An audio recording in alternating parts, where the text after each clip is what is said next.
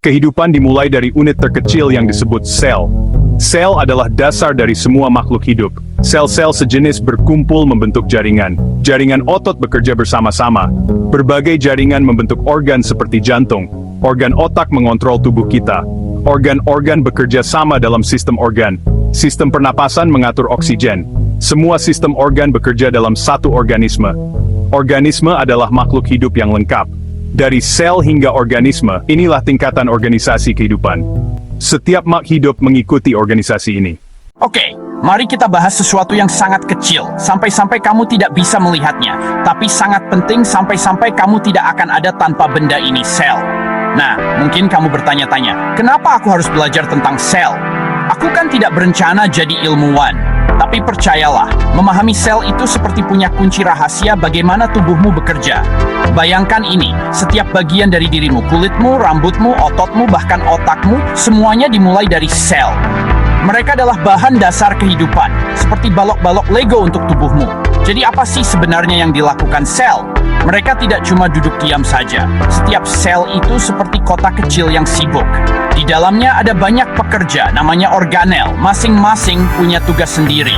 Ada nukleus, ini bosnya yang menyimpan semua petunjuk, DNA-mu. Lalu ada mitokondria, pembangkit listrik yang menjaga semuanya tetap berjalan dengan energi. Retikulum endoplasma badan Golgi. Dan jangan lupakan membran sel, penjaga keamanan yang menjaga hal-hal baik tetap di dalam dan hal-hal buruk keluar. Nah, tidak semua sel itu sama persis. Sel hewan dan sel tumbuhan punya beberapa perbedaan penting. Misalnya, sel tumbuhan punya dinding sel yang kaku di luar membran sel, yang membantu mereka menjaga bentuknya, mirip seperti kotak yang kokoh. Mereka juga punya kloroplas, yang memungkinkan mereka mengubah sinar matahari menjadi makanan. Itu sesuatu yang sel hewan tidak bisa lakukan. Di sisi lain, sel hewan sedikit lebih fleksibel dan punya berbagai macam bentuk. Itulah kenapa hewan bisa bergerak dengan sangat mudah. Jadi kenapa kamu harus peduli dengan semua ini? Ya, tahu tentang sel membantumu memahami segalanya. Bagaimana kamu sembuh setelah terluka? Kenapa kamu perlu makan apa yang terjadi saat kamu sakit? Ini adalah dasar untuk memahami penyakit, obat-obatan, dan bahkan kenapa kamu terlihat seperti sekarang. Ditambah lagi, kalau kamu ingin bekerja di bidang kesehatan biologi atau bahkan ilmu pangan, disinilah semuanya dimulai. Singkatnya, belajar tentang sel bukan cuma untuk lulus ujian sains. Ini tentang memahami dirimu sendiri pada tingkat yang paling dasar. Dan sejujurnya, semakin kamu tahu bagaimana tubuhmu bekerja, semakin baik kamu bisa merawatnya. Jadi, lain kali kamu bercermin, ingat kamu pada dasarnya adalah komunitas triliunan sel kecil yang berjalan, berbicara, dan berpikir. Masing-masing bekerja keras untuk membuatmu tetap hidup. Keren banget kan? Terima kasih sudah mau belajar bareng aku tentang sel. Kalau kamu punya pertanyaan lain, tulis di kolom komentar ya. Sampai jumpa. Halo para penggemar sains. Siap menguji pengetahuan kalian tentang sel? Aku punya kuis cepat nih. Semuanya tentang bagian paling dasar dari kehidupan, sel. Nggak ada jawabannya di sini, cuma latihan murni buat mengasah otak sains kalian. Ambil buku catatan, teriakkan saja jawaban kalian ke layar. Ayo kita mulai. Pertanyaan 1. Apa unit dasar kehidupan di semua makhluk hidup? Pertanyaan 2. Bagian sel mana yang mengontrol apa yang masuk dan keluar? Pertanyaan 3. Benar atau salah sel hewan punya dinding sel? Pertanyaan 4. Zat seperti jeli di dalam sel namanya apa? Pertanyaan 5. Sebutkan satu hal yang dimiliki sel tumbuhan tapi tidak dimiliki sel hewan. Pertanyaan 6. Organel apa yang dikenal sebagai pembangkit tenaga sel? Pertanyaan 7.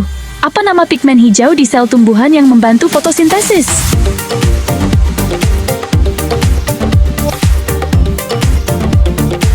Pertanyaan 8. Di mana informasi genetik disimpan di dalam sel? Pertanyaan 9. Apa fungsi utama ribosom? Pertanyaan 10. Jenis sel apa yang bisa berkembang menjadi jenis sel lain di dalam tubuh? Pertanyaan 11. Apa bedanya sel punca dan sel tubuh biasa? Pertanyaan 12. Pada manusia, sel terbesar di tubuh itu apa? Pertanyaan 13. Bagian sel tumbuhan mana yang menyimpan air, nutrisi, dan limbah? Pertanyaan 14. Kenapa sel hewan tidak butuh kloroplas?